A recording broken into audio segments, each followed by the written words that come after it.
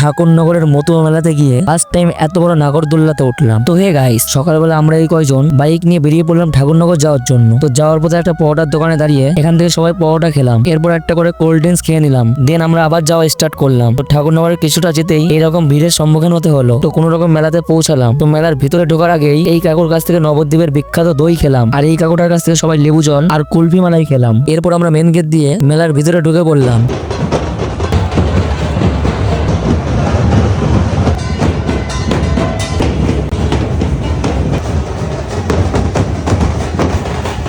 আর এই কামনা সাগরে সবাই পুণ্য স্নান করছিল, সেটা দেখতে আসলাম। আর আমরাও এখান থেকে একটু নিজেদের মাথায় জল ছিটিয়ে নিলাম। এরপর আমরা বাড়ি চলে গেলাম, আর রাত্রে আমরা আবার মেলায় চলে আসলাম। তো রাত্রে লাইটিং দিয়ে মন্দিরটা বেশ সুন্দর করে সাজিয়ে রেখেছিল। তো যাই হোক, আমরা নাগরদোলার কাছে চলে আসলাম। তো সিঁড়ি দিয়ে আমরা নাগরদোলায় উঠে পড়লাম। আমি ফার্স্ট টাইম এত বড় নাগরদোলায় উঠলাম। তো ফিলিংসটা জাস্ট অসাধারণ ছিল, আর সাথে ভয়ও লাগছিল। তো যাই হোক, নাগরদোলায় চড়ার পরে আমরা একটা ফুচকার দোকানে গেলাম, আর এখান থেকে দই ফুচকা নিয়ে নিলাম। তো গাইস, আমরা এখন দই ফুচকা খেতে থাকি, আর তোমরা চ্যানেলটা সাবস্ক্রাইব করে দাও। বাই।